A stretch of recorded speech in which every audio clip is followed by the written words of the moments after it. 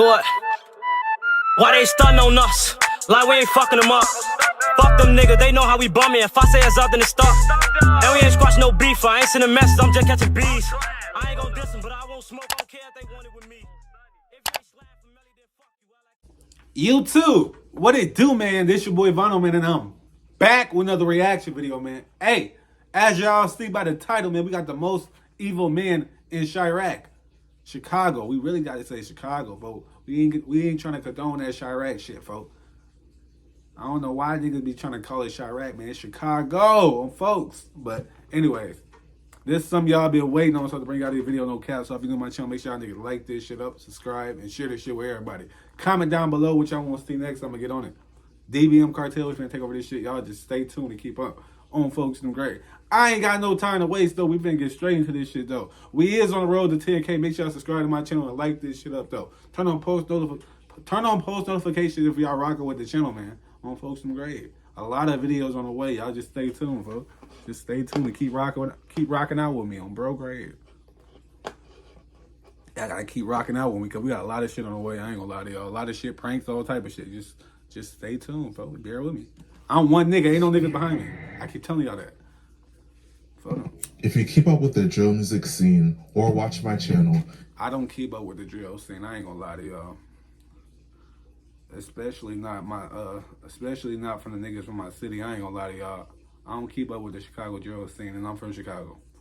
It's different, but I fuck with Chicago rappers. It's just that niggas be dissing a lot. I don't want to condone that shit, folks. I don't condone the dissing, folks. You gotta let niggas do what they do, though, folks. I fuck with a lot of niggas, folks. I be listening to a lot of niggas. Just because y'all don't see me reacting to them don't mean I don't listen to them, folks. I just don't want to condone that shit. Stop the violence, folks. We trying to see these kids grow up, but we ain't trying to have all these kids getting shot and these elderly people dying, folks. This shit needs to stop on bro grave. We trying to make Chicago safer, if you ask me. But I'm just if you one keep nigga. up with the drill music scene or watch my channel, it's no surprise that there's an endless stream of killers coming from Chicago. But there are some killers whose crimes are so heinous that they stand out above the rest. It's one thing to kill another rival gang member who signed up for that lifestyle and might be a killer as well, but the subjects of today's video took things to a whole other level. The subjects of today's video did things so vile that anyone who believes in God will come away from watching this video thinking the subjects were under the control of the devil. In this video, we'll be discussing the most evil men in Chirac. But before we get into the video, please be sure to like and subscribe. Damn, folks, this shit was like, bro, he had the LeBron. Wasn't that the nigga that young QC? Wasn't that the nigga that killed his mom over some insurance money on folks? On folks and grave. That nigga petty if that's him, folks. Bogus as hell, folks. The tragic story of young QC starts off with his rough upbringing. Born Kwamani Wilson, he was raised by his mother Yolanda Holmes. It's rumored that he was spoiled as a child and he would lash out whenever he wouldn't get it. He looked like he grew up in a lavish lifestyle. Photo grade. Let me stop playing though. But on some real shit though, he looked like he belonged on the Fresh Prince of Bel-Air on photo grade. He had the Philip Banks. He had that type of upbringing on photo grade. He was Carlton Banks on folks. Stop playing. It's rumored that he was spoiled as a child and he would lash out whenever he wouldn't get his way. His father, Jeffrey Wilson, is serving a life sentence in prison for murder after setting fire to a home in 1990. His father was a reputed gang leader from the west side. He a fire bandit. Oh, bro, Grant, that nigga a fire bandit. You got the wet bandit, you got the sticky bandits for all type of shit. I hear the fire bandit, bro. Fire to a home in 1990. His father was a reputed gang leader from the west side of Chicago and charged with murder and aggravated arson in 1993 after burning down a crack house and killing 2 people in the process. Sadly, young QC would follow in his father's footsteps and become active in the streets. As he became active in the streets, he began to pursue a rap career and decided to go by the name Young QC. Once he started rapping, he began to look for different ways to fund his rap career. and one day he came up with an unthinkable plan. On September 12th, 2012, young QC's mother, Yolanda... Niggas like him, fo, you gotta watch, fo. Niggas like him, you gotta... It be a lot of niggas like him around, though. I ain't gonna lie, it be a lot of niggas like him around. You gotta watch niggas like him, because ain't no way you grew up nice as hell. You gonna do some goofy shit like that to OG, fo? That is crazy, fo. My prayers go out to the family, first of all, fo. That shit is sad, fo. He bogus, fo. Bro, he need his head stumped in on, bro. I wouldn't say kill him. I don't even condone none of that, fo. But he need all type of feet, hands, knees, chairs for the grave, ladders for the grave. Do all type of wrestling moves on him, because he is petty. He gotta go, because he tripping. Why the fuck he do what he just did, fo? Not to OG especially, folks. Family off limit, folks. That's first of all, folks. Y'all don't know why y'all think y'all can oop the family. That shit is crazy. An unthinkable Oop yourself, plan. nigga. On September 12th, 2012, young QC's mother, Yolanda Holmes, was shot and stabbed to death as she slept in her apartment. Following her death, the police were left looking for answers. While his mom's death was being investigated, young QC... If you've been in a car accident... This nigga Young QC gonna post some money after his OG passed away. He ain't even gonna post his OG, he post the money. Goofy ass nigga. This nigga bogus, folks. Y'all need to whoop him. Ain't no jail videos on him getting whooped. Left looking for answers. Niggas don't send me shit. I see niggas don't fuck with young me. QC was balling and living a lavish lifestyle. He cleared out his mother's bank account and was seen posting cash on social media. He fully customized the Mustang his mother bought him and was throwing thousands of dollars in cash in the streets. He also cashed out on her $90,000 inheritance. Since young QC wasn't behaving in the manner expected of someone that just lost a loved one, the police became suspicious of him. They then decided to do a full-blown investigation into young QC and all of his associates. Young QC tried to cover up his tracks by showing up to the funeral of a teenager killed in his city and by doing a TV interview about his mother. However, it all proved futile as the police were already on his case. One day, one of young QC's associates named Eugene Spencer was brought in for questioning by the police. Nigga Eugene? Once in the interrogation room, My nigga Eugene told. I don't know why he told. All he had to do was smoke some dope and close his lips. But he told his lips. Don't even mind me. I can't rap. Was brought in for questioning by the police. Once in the interrogation room, the police put the full court press on him and he ended up folding. It was at this moment that young QC's heinous plot was revealed. It turns out that young QC had hired Eugene Spencer to kill his mother on that tragic night of September 12th. The hitman, Spencer, told investigators that young QC ordered him to kill her and offered $3,500 for the job. In the early morning hours of September 12th, nigga, you threw your life away for $3,500, nigga. That's a couple work checks, nigga. You could have worked the 9 to 5, nigga. My nigga, you could have worked a 9 to 5 and made $3,500. My nigga, you went to go throw your life away for $3,500? That nigga crazy, fool. Y'all gotta Shawn Michaels kick his ass, fool. He is crazy, fool. $3,500? That's like a P. That's like a P, fool. That's some good weed. That's a P of some good weed, fool. $3,500? They crazy, bro. Oh, bro, he and offered $3,500 for the job. In the early morning hours of September 12, 2012, Spencer broke into Holmes' apartment on the north side, only to find her sleeping alongside her boyfriend, Curtis Wyatt. Spencer fatally shot and stabbed Holmes. Afterwards, young QC called him and told him to make sure that the bitch is dead. Shortly after, Yolanda Holmes' boyfriend, Wyatt, fought him out of the apartment. Wyatt would later identify Spencer as the gunman. At the time of his arrest... How you gonna say make sure that bitch is dead, fool? You is wild, fool. He need all type of violation done to him. Pause.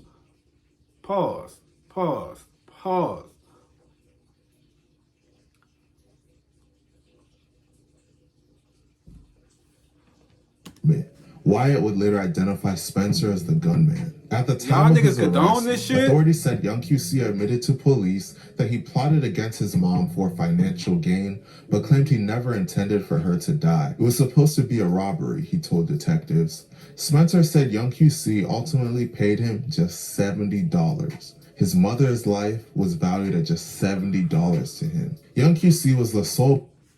That nigga threw his life away for $70.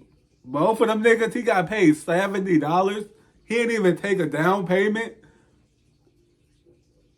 Oh my God, that's the goofiest shit of all time. This gotta be the goofiest shit of all time. He threw $70. That nigga killed his mom for $70, folks. Wait, no, he ain't killed his mom for $70, folks. But he paid the nigga $70 to kill his OG is crazy, folks. That shit gotta stop, folks. What the fuck? Y'all condone this life shit, insurance policies, so he inherited more than $90,000. As soon as he received the money, he started blowing it on useless items and flexing it on social media. During his trial in 2019, prosecutors played the video of him literally throwing away his mother's money. Niggas was running that up. Niggas was running that shit up when Trump was in office. For real. 90,000 ain't really nothing. In 2019, prosecutors played the video of him literally throwing away his mother's money after he made the withdrawal from the bank, and another video of him flexing in a mirror, wearing a gold chain and fanning $100 bills. The jury deliberated for just 2 hours before they convicted him. Young QC was sentenced to 99 years in prison, and the hitman, Eugene Spencer, was sentenced to 100 years in prison. Till this day, my nigga, 199, they gave it. Oh my God. Damn. Should have just asked for the chair. 99 years is crazy, folks. Young QC has shown no remorse for his mother's death, and he was emotionless as he was being sentenced. Once someone has done something difficult before, it becomes easier and easier to do it again. A lot of the infamous Chicago gangsters are known for killing their rival gang members, who are oftentimes killers as well. You would think that the killing would be limited to rival gang members who signed up for the street life, but once you've already killed someone before and it no longer bothers... I be listening to Mimo. Oh, you be with some steppers, huh?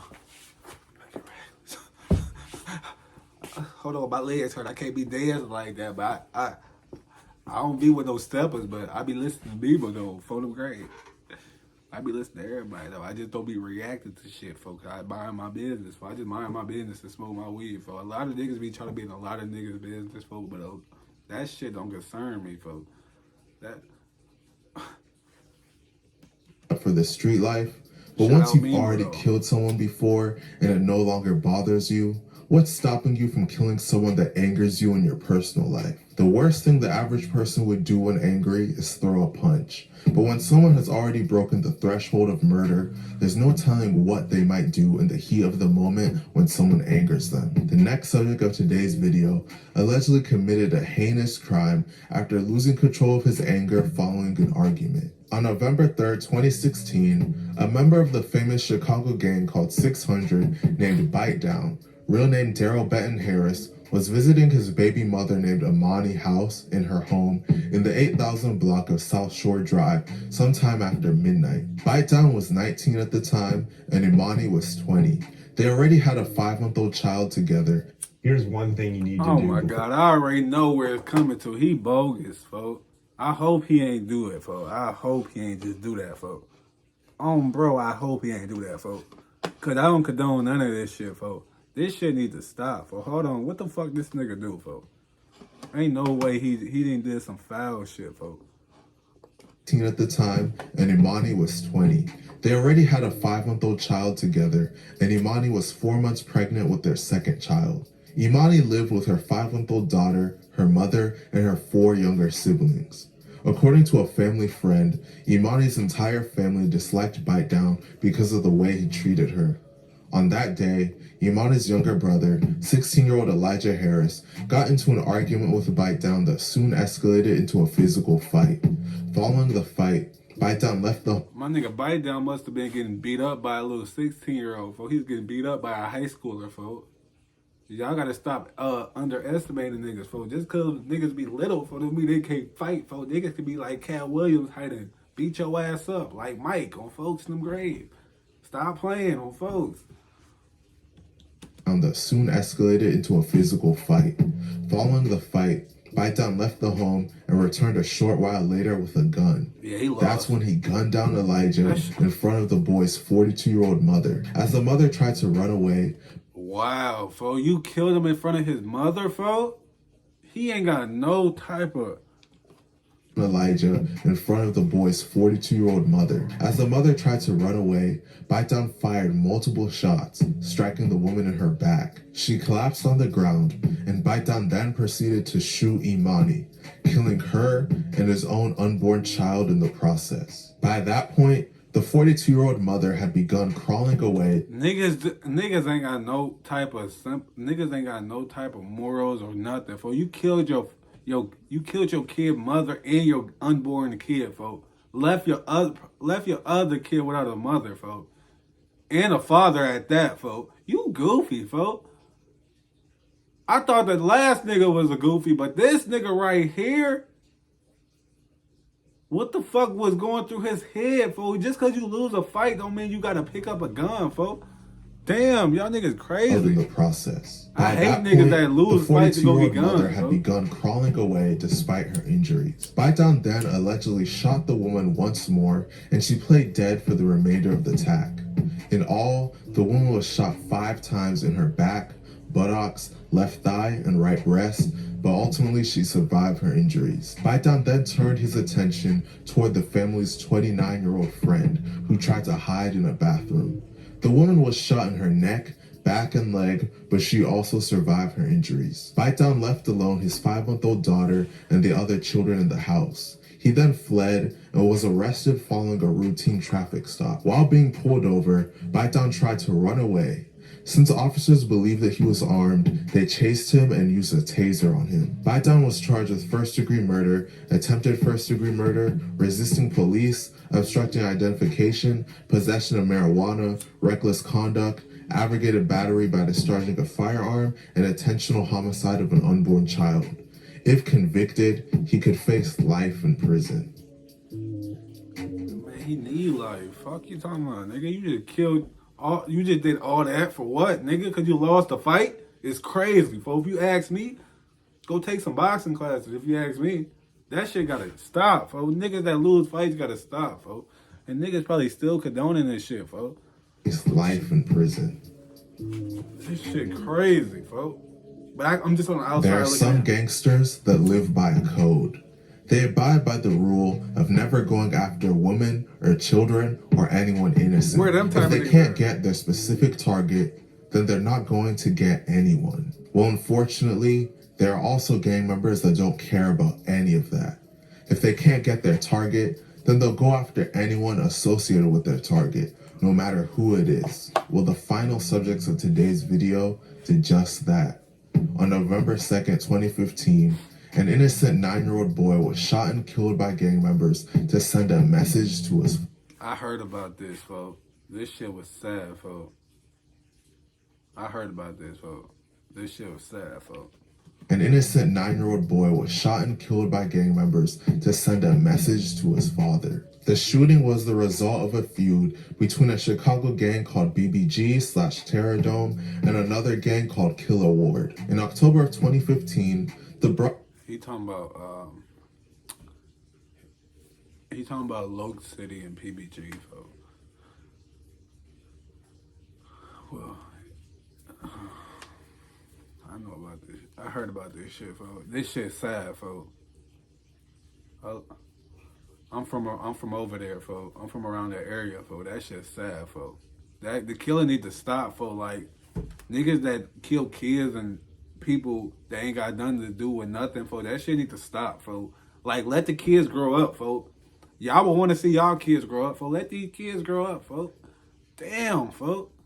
What the niggas that be violating niggas that do disrespectful shit? Like,